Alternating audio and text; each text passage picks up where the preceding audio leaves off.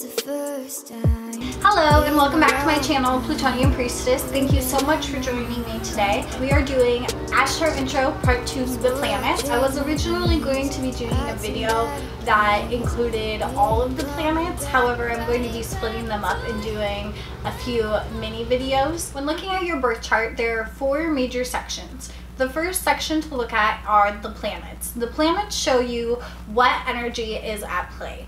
There is the Sun, the Moon, Mercury, Venus, Mars, Jupiter, Saturn, Uranus, Neptune, and Pluto.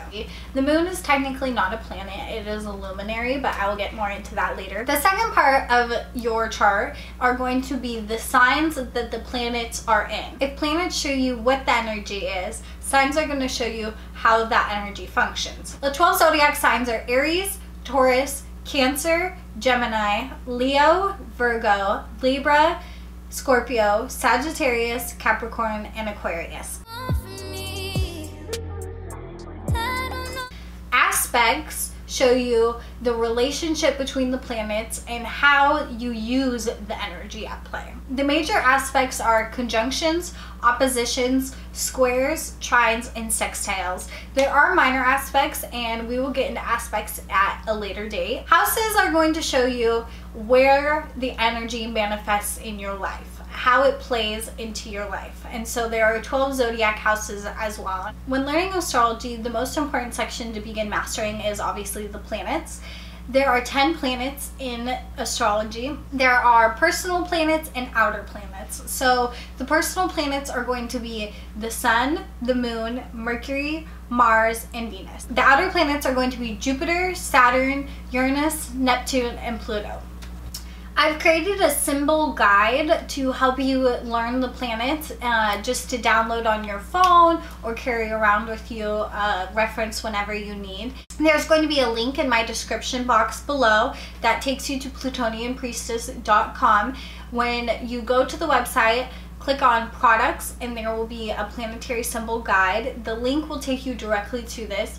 Add it to your cart. When you add it to your cart, use code DOWNLOAD to make it free, and it will automatically give you a link to download it, as well as send you one in your email. If you do not know how to find your natal chart, I'm going to also include a few links in the description box that give you a little help. I'm going to be recording and releasing a video that goes a little more in-depthly over how to find your birth chart and the different sites to use. However, I wanted to just jump straight into some astrology information for you guys. Today we're going to be discussing the Sun as a planet in astrology. The Sun is the first zodiac sign that most people know.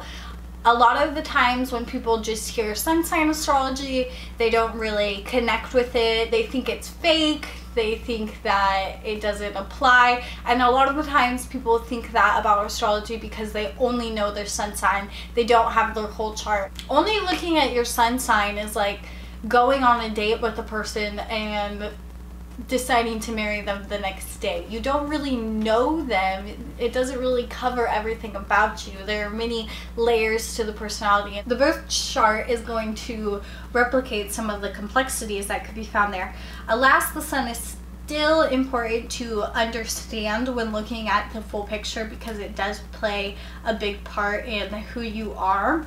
A lot of the time when people look at horoscopes, they think that their horoscopes don't apply to them, and I know that a lot of astrologers don't even look at horoscopes.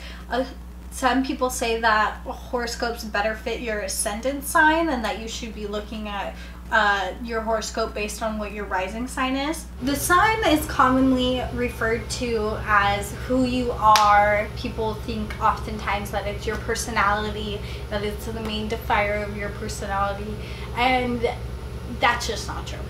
I would say that comparatively, the Moon is more a signifier of your true personality. However, the Sun has a special role in making you you. In the solar system, the planets revolve around the Sun and get their source of energy, light, from the Sun, and that is how we are able to have life here on Earth. That's how I'm talking to you today, and we are going about our business.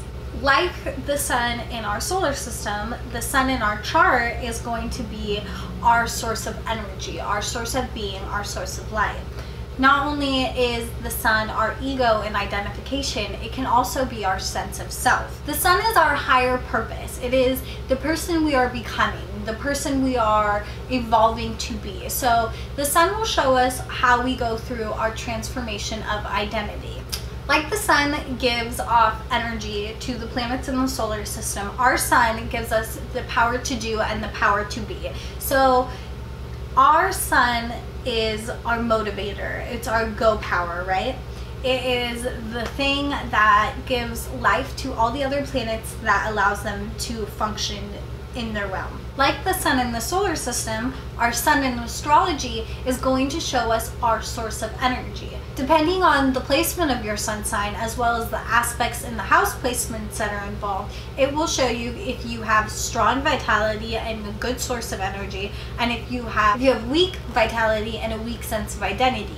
Identity is also about our ego. Ego is the word that is typically assigned to the sun. The reason that is because the ego is also our conscious identity. The sun represents our conscious identity. Also, the sun represents your drive for significance, your will to be. Who do you want to be in this world, and how do you go after attaining it? The sun gives us our desire to live.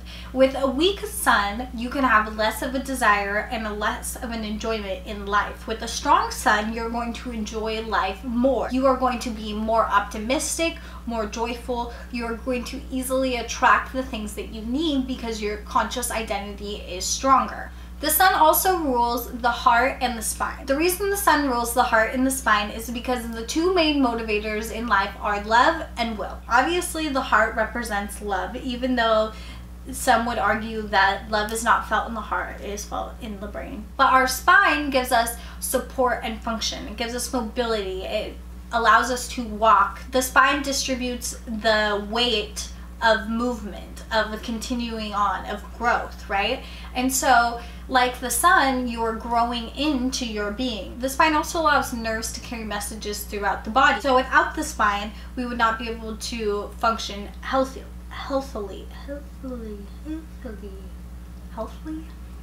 You know what I'm trying to say. The sun is also going to represent male archetypes in our life. Our father figure, masculine energy, yang energy, power figures, power structures, and how we interact with those. The sun can easily represent not only our father, or if we did not have a father, the lack of father or father archetype, or if you were someone who had two moms, the way that they went about discipline, or anything that has to do with masculine energy or power or dominance in some kind of way, or dealing with those structures, is going to have to do with the sun. The sun can show us the kind of people that we potentially attract in our life. So they are going to show us our relationships that we have with power figures. So those could be our employers, those could be our teachers, those could be our parents, those could be anything that has a structure or responsibility or discipline in some way. Saturn is typically the planet that has more to do with discipline, but our sun is going to show us how we interact with figures of power. In your relationships, the sun can show you how your partner will express their masculine energy. Remember, masculine energy can be expressed by anyone regardless of gender. If you are someone who is an Aries sun, you are going to attract power figures and masculine energy into your life that is very dominant, very forceful, very much action oriented, very quick, maybe very quick to anger. The sun rules Leo and rules the 5th house, so it is also going to rule our mode of creative expression, how we like to express ourselves. Leo is a fire sign and it is a fixed sign. The sun is very good at being who they are, being true to themselves, and just radiating that light. When the sun is found in Aquarius, it is in detriment because that is the opposite of Leo. The sun is all about the power of the individual, whereas Aquarius is about power within a structure, power within a society. The sun is going to be exalted when it is found in Aries, and that is because Aries is ruled by Mars, and it is a very passionate sign. It is the innovator, it is the initiator, and so the sun is going to function very happily in Aries and do very well. When the sun is found in Libra, the sun is in its fall, and that is because the sun is all about how we identify with ourselves. It is our individual self-expression. The sun is all about me, me, me, me, and it is all about your purpose, who you're becoming, who you're meant to be,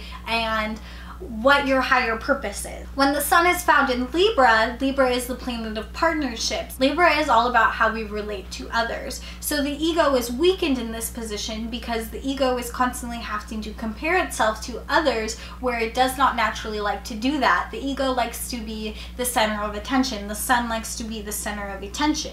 Thank you so much for tuning in. I hope you enjoyed this video. Make sure to subscribe, hit that bell button so you can be notified of my next video.